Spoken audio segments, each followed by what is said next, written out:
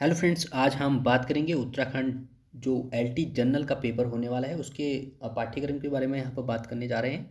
तो जैसे कि हम सभी जानते हैं कि नई भर्ती ये निकल चुकी है 1544 पदों पे टोटल भर्ती है सभी विषयों में। लेकिन जो उत्तराखंड एलटी सामान्य का पेपर होने वाला है उसमें कुल 99 यानी 99 पोस्टें हैं और 99 पोस्टों में से हमें जो एलटी सामान्य की परीक्षा होनी है उसमें इसका जो परीक्षा पैटर्न रहेगा उसके बारे में हम बात करने जा रहे हैं।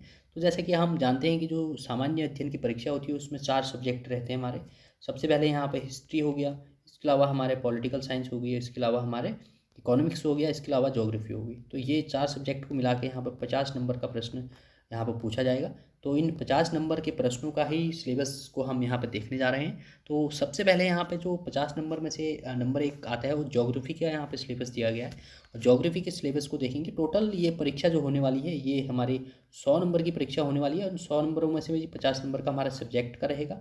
और चाहे वो कोई भी विषय का हो उसमें से 50 नंबर का पूछा जाएगा। साइंस का होगा तो साइंस में से 50 नंबर की साइंस पूछी जाएगी। वो 50 नंबर का हमारा जो कॉमन रहेगा सभी के लिए उसमें 50 नंबर का पूछा जाएगा। जैसे कि उसमें इस बार इन्होंने जीएस हो गया, इसके अलावा उसमें जीएस में रीजनिंग होगी, इसके अलावा उसमें कई एकेडमिक ऐड कर दिया गया है। इसके अलावा हमारा जो शिक्षा मनोविज्ञान हो गया, बाल मनोविज्ञान हो गया, इसके अलावा हमारा जो बाल विकास है, इसके अलावा उसमें हमारे कई जो समकालीन भारत में शिक्षा से संबंधित आयोग हैं उसके बारे में इन्होंने ऐड कर दिया है। तो 50 नंबर का वो रहेगा जो सभी के लिए कॉमन रहेगा, सभी के पेपरों में आएगा, चाहे वो आर्ट वाले हों या हमारे इसके अलावा साइंस वाले हों। उन सब में 50 नंबर का तो सबका सेम रहेगा। लेकिन जो 50 नंबर ये सब्जेक्ट से संबंधित है, जैसे आर्ट वाले होंगे तो वो आर्ट से संबंधित पूछा जाएगा, गणित वाला होगा तो गणित से संबंधित 50 प्रश्न रहेंगे उसमें। तो यहाँ पे जो सब्जेक्ट का सिलेबस डिस्कस करने जा रहे हैं हम यहाँ पे एलटी सामान्य की जो परीक्षा होने वाली है उसके सिलेबस के बारे में हम बात करने जा रहे हैं। तो इस एलटी सामान्य में हमारे 4 सब्जेक्ट रहने वाले हैं। नंबर 1 हिस्ट्री हो गया, पॉलिटिकल साइंस हो गया, उसके अलावा इकोनॉमिक्स होगी, ज्योग्राफी होगी।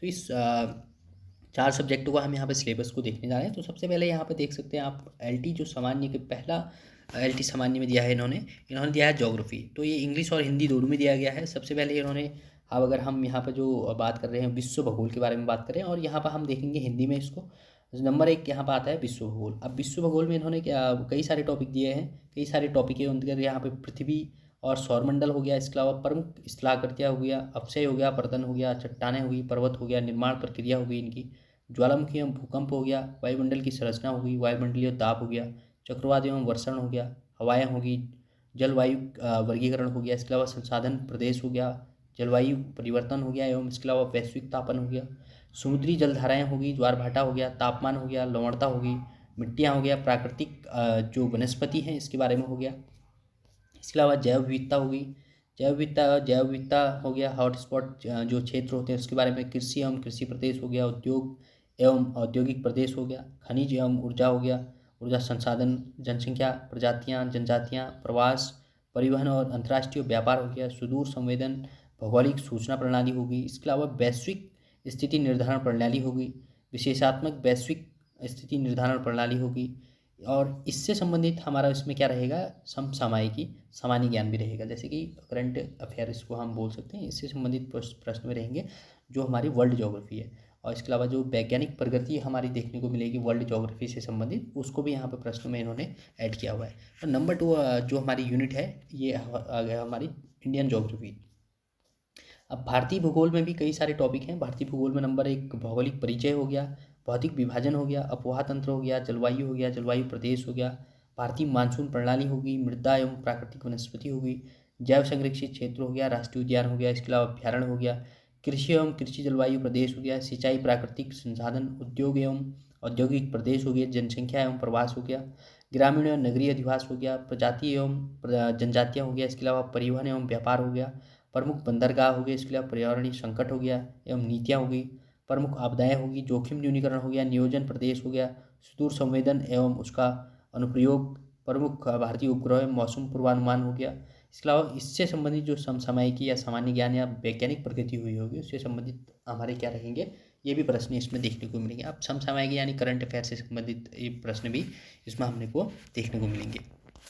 अब तीसरी यूनिट हमारी इसमें उन्होंने है उत्तराखंड का भूगोल। अब उत्तराखंड का भूगोल भी इसमें ऐड कर दिया है इन्होंने हमारे ज्योग्राफी के साथ। अब उत्तराखंड के भूगोल में ये भौगोलिक अवस्थिति हो गया उत्तराखंड की, इसके अलावा यहाँ की भू आकृतियाँ होगी, जलवायु होगी उत्तराखंड की, अपवाह तंत्र हो गए, यहाँ के प्राकृतिक वनस्पति होगी, इसके अलावा जैव संरक्षित क्षेत्र हो गए, राष्ट्रीय उद्यान हो गए, अभ्यारण्य हो गए, कृषि फसल विविधता होगी, उद्यानिकी हो, पुष्प उत्पादन हो गया यहाँ का, खाद्य एवं पोषण सुरक्षा होगी, इसके अलावा सिंचाई की क्या व्यवस्था है यहाँ पे, प्राकृतिक खेती होगी, प्राकृतिक संसाधन, इसके अलावा मृदा और जल हो गया, खनिज औषधीय एवं सुगंध पादप जल विद्युत परियोजनाएं होगी, जनसंख्या एवं प्रवास हो गया, इसके अलावा जनजातियाँ होगी, पर्यटन एवं तीर्थाटन हो गया, परिवहन हो गया, औद्योगिक विकास हो गया, आपदा एवं जोखिम हो गया, न्यूनीकरण, इसके अलावा पर्यावरण क्षरण और संरक्षण हो गया, सतत विकास लक्ष्य हो गया, नियोजन एवं समसामयिक मुद्दे हो गए, इसके अलावा इससे संबंधित उत्तराखंड के भूगोल से संबंधित करंट अफेयर यानी समसामयिक सामान्य ज्ञान भी रहेगा, इसके अलावा वैज्ञानिक प्रगति से संबंधित प्रश्न भी इसमें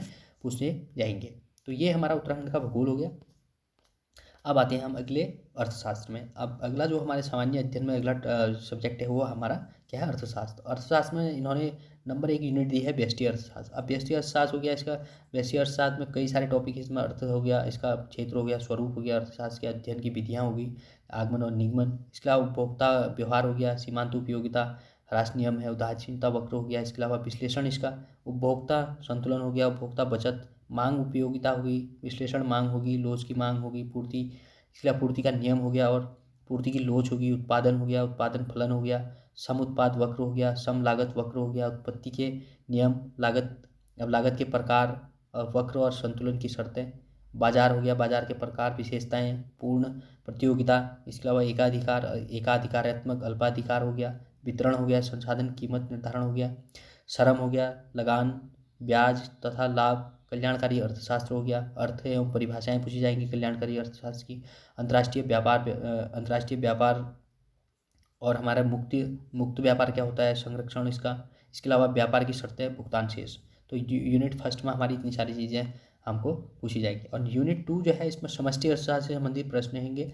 इसमें अर्थ हो गया, इसका क्षेत्र हो गया, समष्टि अर्थशास्त्र के प्रकार हो गए, राष्ट्रीय आय होगी, इंपॉर्टेंट टॉपिक है इसका, इसके अवधारणाएँ होगी, माप विधियाँ हो गया, हरित लेखांकन हो गया, क्लासिकी एवं केंद्रीयन रोजगार सिद्धांत हो गया, उपभोग फलन हो गया, इसके अलावा त्वरक और गुणक की अवधारणाएँ होगी, स्फीति होगी, अब व्यापार चक्र हो गया, मुद्रा एवं बैंकिंग हो गया, इसकी अवधारणा है, कार्य माप मुद्रा का परिणाम सिद्धांत हो गया, लेन देन और नकद शेष दृष्टिकोण हो गया, केंद्रीय बैंक हो गया हमारा, व्यापारिक बैंक हो गया, बैंकिंग क्षेत्र सुधार हो गए, मौद्रिक नीति होगी, इसके अलावा लोक वित्त का अर्थ, राजकोषीय कार्य, अधिकतम सामाजिक लाभ का सिद्धांत हो गया, इसके अलावा लोक व्यय अर्थ नियम, इसके अलावा लोक व्यय के प्रभाव, लोक आय स्रोत हो गया, कराघात और करापात का तथा करारोपण के प्रभाव हो गए, वस्तु एवं सेवा कर हो गया, इसके अलावा जीएसटी हो गया, वही मतलब जी वस्तु एवं सेवा कर जीएसटी, इसके अलावा लोक ऋण हो गया, अर्थ स्रोत, भुगतान की विधियाँ हो गया, सार्वजनिक वस्तु एवं वाहिताएँ होगी, इसके अलावा राजकोषीय नीति होगी। तो यूनिट 2 में इतनी सारी चीज़ें हमको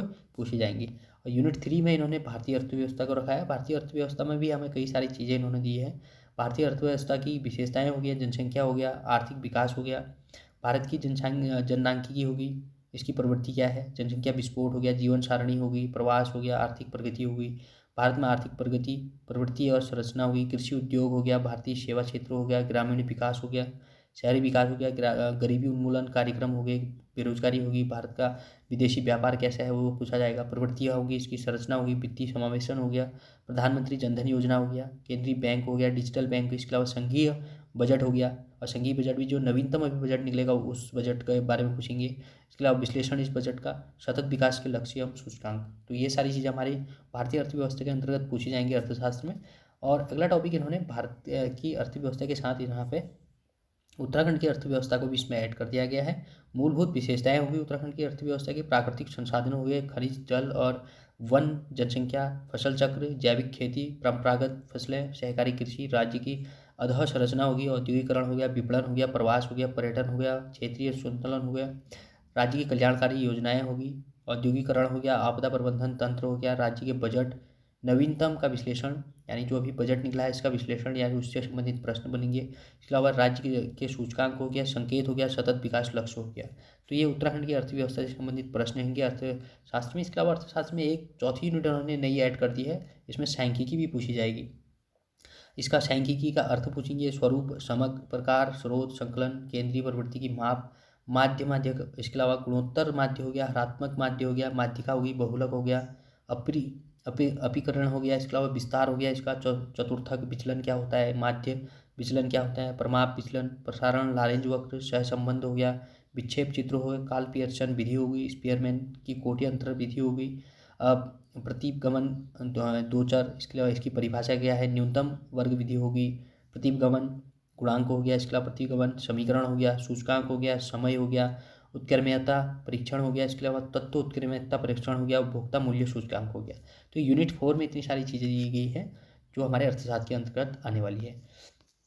अगला जो है हमारा इतिहास हो गया। इतिहास में भी इन्होंने बहुत सारी यूनिट दी है। इतिहास यानी बहुत बड़ा। अब इसका मतलब क्या है तो अभी पता लगेगा जैसे हम इसको आगे देखते जाएंगे। जैसे कि इतिहास का अर्थ हो गया, परिभाषा हो गया, क्षेत्र हो गया, भारतीय इतिहास के स्रोत, प्राचीन हो गया, मध्यकालीन और आधुनिक। और इसमें से स्पेशल इन्होंने मेंशन किया है कि साहित्यिक और पुरातात्विक जो स्रोत हैं इस पर बेस्ड क्वेश्चन रहेंगे। इसके अलावा जो यूनिट 2 दी है इसमें इतिहास की प्राक और आद्य ऐतिहासिक, इसमें पूरा पाषाण काल हो गया, मध्य पाषाण काल हो गया, इसके अलावा नव पाषाण काल, ताम्र पाषाण काल, लौह संस्कृति, हड़प्पा संस्कृति। तो ये टॉपिक इसमें इंपॉर्टेंट वाले दिए हैं इन्होंने। इसके अलावा यूनिट 3 में इन्होंने क्या दिया है, वैदिक काल। वैदिक काल में पूर्व वैदिक काल, उत्तर वैदिक काल, इन वैदिक काल का भी सभ्यता और संस्कृति से संबंधित प्रश्न बनेंगे।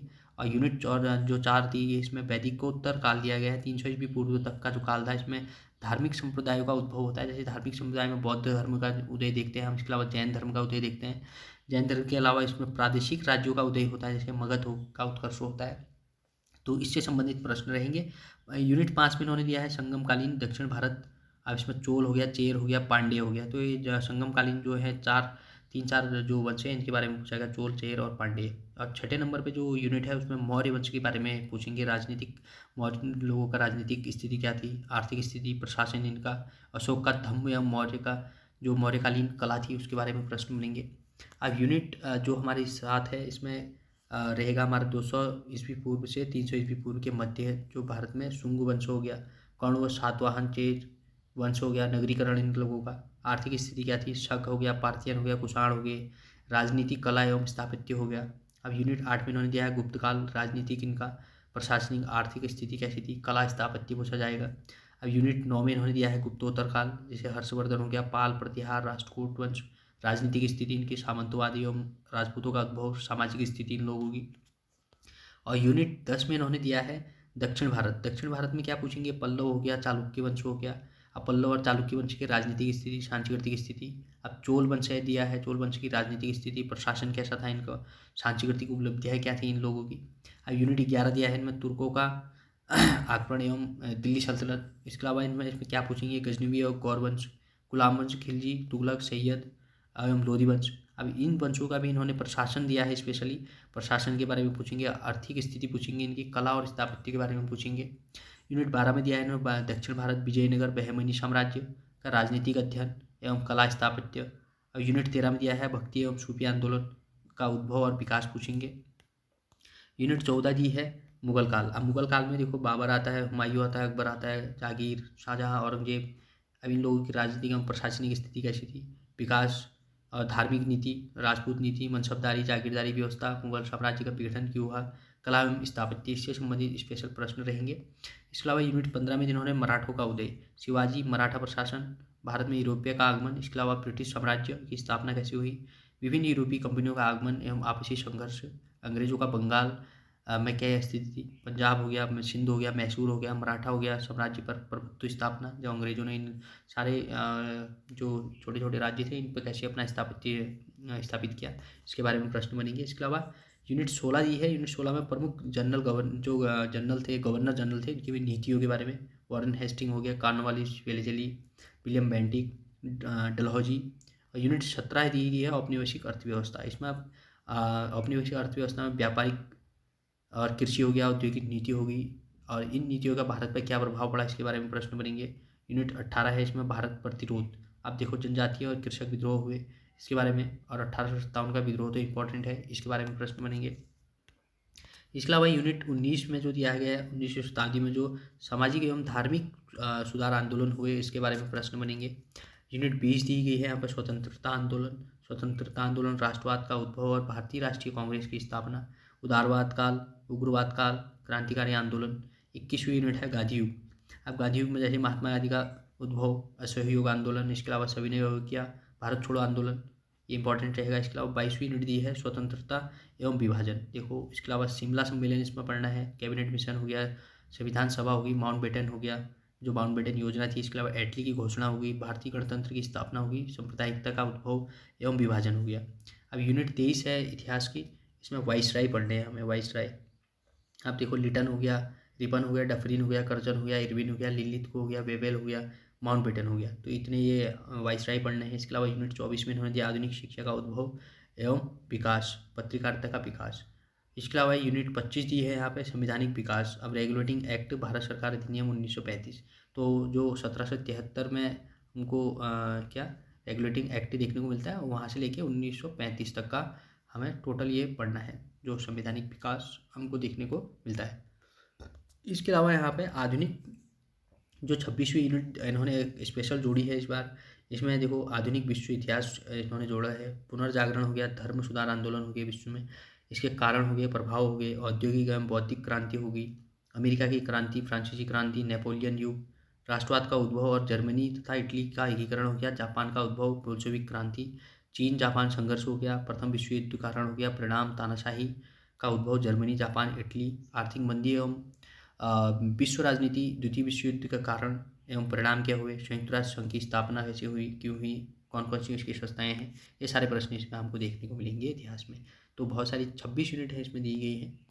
अगला हमारा जो है, हमारा चौथा सब्जेक्ट इसमें है पॉलिटिकल साइंस या राजनीति शास्त्र या नागरिक शास्त्र। इन्होंने पहली यूनिट इसमें दी है, सबसे पहले इन्होंने राज्य, राष्ट्र और नागरिक समाज परिभाषा, तत्व, व्यवहारवाद, उदारवाद। इसके अलावा संप्रभुता, शक्ति, सत्ता, औचित्यपूर्णता, परिभाषा, मुख्य विशेषताएं। इसके अलावा अवधारणाएं, स्वतंत्रता, समानता, न्याय, अधिकार और प्रजातंत्र। और दूसरी नंबर की यूनिट इन्होंने इस बार नई ऐड कर दी इसमें, तुलनात्मक राजनीति। तुलनात्मक राजनीति में शासन के प्रकार, संसदात्मक, अध्यक्षात्मक, एकात्मक, संघात्मक, और ये भी स्पेशल पढ़ना है ब्रिटेन और अमेरिका के संदर्भों में हमें। दलीय व्यवस्था और दबाव समूह भी इसमें स्पेशल पढ़ने हैं। इसके अलावा यूनिट 3 राजनीतिक विचारक दिए गए हैं, जैसे कि पाश्चात्य राजनीतिक विचारक, इसमें प्लेटो, अरस्तु, मैकियावेली। इसके अलावा भारतीय राजनीतिक विचारक में हमें कौटिल्य, गांधी और अम्बेडकर पढ़ने हैं। इसके अलावा राजनीतिक विचारधाराएं हैं उदारवाद, समाजवाद, मार्क्सवाद, नारीवाद, इसके अलावा पर्यावरणवाद। तो ये हमारे तीसरी यूनिट में है। चौथी यूनिट में इन्होंने पॉलिटिकल साइंस में अंतर्राष्ट्रीय राजनीति, यानी अंतर्राष्ट्रीय राजनीति में और संगठन पढ़ने हैं हमें। देखो संयुक्त राष्ट्र संघ पढ़ना है, इसके मुख्य अंग और उनके कार्य पढ़ने हैं। इसके अलावा मानवाधिकार आयोग जो है, इसके अलावा आतंकवाद और वैश्वीकरण, इसके अलावा गुटनिरपेक्षता आंदोलन, निशस्त्रीकरण, इसके अलावा दक्षिण एशिया क्षेत्रीय सहयोग संगठन सार्क के बारे में पढ़ना है। इसके अलावा G20 के बारे में हमें पढ़ना है। और यूनिट 5 में इन्होंने लोक प्रशासन जोड़ा हुआ है। इसके अलावा लोक प्रशासन, नवीन लोक प्रशासन, विकास प्रशासन, इसके अलावा लोक नीति, ई प्रशासन, सुशासन, नागरिक अधिकार पत्र, भारत में नौकरशाही, बजट एवं बजट प्रक्रिया। तो ये हमारी 5वीं यूनिट है। इसके अलावा हमारे जो छठी यूनिट, इसमें भारतीय राज व्यवस्था। अब जिसको हम कंपलसरी हर कोई पढ़ता है, उसमें पढ़ना है छठी यूनिट में। अब ये छठी यूनिट में क्या दिया गया है, ये है हमारे भारतीय राज व्यवस्था। इसमें भारतीय संविधान का निर्माण, स्रोत, भारतीय संविधान की मुख्य विशेषताएं और प्रस्तावना, और भारत में संघीय व्यवस्था एवं स्वरूप, और केंद्रीय राज्य संबंध। इसके अलावा मौलिक अधिकार, मौलिक कर्तव्य, राज्य की नीति, निर्देशक सिद्धांत हो गए, संघीय व्यवस्था होगी, राष्ट्रपति, प्रधानमंत्री, मंत्रिमंडल और मंत्रिपरिषद, राज्यसभा, लोकसभा, सर्वोच्च न्यायालय हो गया, संरचना और क्षेत्राधिकार हो गया, न्यायिक पुनरावलोकन हो गया, न्यायिक सक्रियता और लोक अदालत होगी, राज्य व्यवस्था होगी, राज्यपाल, मुख्यमंत्री, विधानमंडल और उच्च न्यायालय हो गया, चुनाव आयोग, संगठन, कार्य और शक्तियाँ इसकी। उत्तराखंड के विशेष संदर्भ में पंचायती राज, आपदा प्रबंधन नीति और पर्यावरण नीति। तो ये उत्तराखंड के संदर्भ में भी हमें स्पेशली पढ़ना पड़ेगा। पंचायती राज हो गया, आपदा प्रबंधन नीति हो गई, पर्यावरण नीति हो गई उत्तराखंड की। तो ये सारी चीज़ें हमारी चारों ही चीज़ें इसमें दी गई हैं। इतनी सारी चीज़ें हमें कवर करनी है इस LT सामान्य के का पेपर के लिए, जो 50 नंबर के प्रश्न आने वाले हैं। अब हम यहाँ पर थोड़ा सा पेपर को एक बार और थोड़ा सा यहाँ पर ठीक से बात कर लेते हैं। जैसे कि यहाँ पर 100 नंबर की परीक्षा हो रही है टोटल। अब 100 नंबर की परीक्षा यहाँ पर हमको देखने को मिल रही है। एक मिनट, हाँ, तो 100 नंबर का ये पेपर होने वाला है। 100 नंबर के पेपर में हमें क्या करना है, 50 नंबर तो हमारे सब्जेक्ट के रहने वाले हैं, और प्लस 50 नंबर हमारे जो क्या रहने वाले हैं अलग से, जो हमारा पेडालॉजी का पार्ट हम कह रहे हैं, उसमें एकेडमिक भी पूछा जाएगा, GS भी पूछी जाएगी, और इसके अलावा उसमें रीजनिंग भी पूछी जाएगी, कई सारी चीज़ें हैं उसमें, उसके भी जो सिलेबस है उस पर भी डिस्कस कर लेंगे, एक नई वीडियो उस पर भी बना देंगे। तो पहले आज हमने जो यहाँ पर बात करी वो 50 नंबर हमारे अपने सब्जेक्ट हो गया। आप चाहे वो साइंस वाले हैं तो साइंस वाले अपने सब्जेक्ट पढ़ेंगे, आर्ट वाले अपने सब्जेक्ट पढ़ेंगे, मैथ्स वाला होगा जो गणित वाला होगा वो गणित वाला अपने सब्जेक्ट पढ़ेगा। तो इस प्रकार से हमको यहाँ पे करना है। तो यहाँ पे जो हमने आज सिलेबस डिस्कस किया वो हमारा एसएसटी वाला था, यानी एसएसटी से संबंधित यानी जो सामान्य अध्ययन का था यहाँ पे एसएसटी, इसका पर हमने यहाँ पे सिलेबस डिस्कस किया है। एसएसटी में हम 4 सब्जेक्ट पढ़ते हैं, 4 सब्जेक्टों में हम पढ़ते हैं यहाँ पे नंबर 1 हिस्ट्री हो गया, ज्योग्राफी हो गया, पॉलिटिकल साइंस हो गया और इकोनॉमिक्स हो गया। तो इन चारों ही सब्जेक्टों का हमने यहाँ पे सिलेबस को डिस्कस किया और देखा कि इसमें क्या क्या आने वाला है, और कई नई बदलाव हमको देखने को मिले इस बार, और कई नई सारी चीज़ें यहाँ इसमें ऐड कर दी इन लोगों ने। तो हमें पढ़ना तो पड़ेगा ही, क्योंकि अब परीक्षा इन्होंने जुलाई में कहा है, जो जुलाई में हो भी जाएगी परीक्षा, क्योंकि टाइम बहुत कम है, लिमिटेड टाइम है और सिलेबस काफ़ी ज़्यादा है। पर ऐसा नहीं है कि 50 ही नंबर का पूछने वाले हैं, तो फैक्चुअल ये पूछेंगे। तो इसी हिसाब से आप लोग हम लोगों को तैयारी करनी है। और एक ग्रुप बनाया हुआ है टेलीग्राम पे उत्तराखंड एसएसटी करके, आप लोग जो भी एसएसटी वाले अगर इस वीडियो को देखेंगे तो अंत तक और आप लोग उससे जुड़ें। और हो सकता है कि 2021 में कई सारे लोग उस टाइम पे नहीं हो पाए थे, नहीं क्रैक कर पाए थे इस एलटी की परीक्षा को, तो वो लोग भी अभी तैयारी कर रहे होंगे। आप लोगों से हमारी निवेदन है कि आप लोग अगर आप इस ग्रुप से जुड़ेंगे तो आप लोग भी अपना एक्सपीरियंस शेयर करें और हम लोगों को गाइड करें। और जिसके पास जो भी अनुभव हो, जिस सब्जेक्ट में जैसे कि हो सकता है कोई पॉलिटिकल साइंस वाला है, कोई इकोनॉमिक्स वाला है, कोई ज्योग्राफी वाला है और कोई इतिहास वाला है, तो अपना अपने सब्जेक्टों से संबंधित जो आप जिस भी सब्जेक्ट में आप पारंगत हैं उससे संबंधित आप प्रश्न पूछें, उस ग्रुप में डालें। और हाँ, जो जिस सब्जेक्ट में है वो अपने अपने सब्जेक्टों से संबंधित क्वेश्चन पूछें वहाँ पे और उस ग्रुप से जुड़ें। और इस ग्रुप का जो लिंक है मैं इस वीडियो के डिस्क्रिप्शन में दे दूंगा, आप लोग उससे जुड़ने की कोशिश करें जो भी एसएसटी वाले हैं। और इस वीडियो को ज़्यादा से ज़्यादा शेयर करें ताकि सभी लोग इससे जुड़ पाएँ और सभी लोगों को फ़ायदा मिल पाए इसका, और होने को सभी लोगों के पास ये सिलेबस अवेलेबल होगा। और आप लोग या हम लोगों को इसका एक प्रिंट आउट भी निकाल लेना चाहिए और प्रिंट आउट निकाल के टॉपिक वाइज ही इसकी तैयारी करनी चाहिए। तो आज के लिए इतना ही। Thank you so much for watching this video. मिलेंगे नेक्स्ट वीडियो में। Thank you.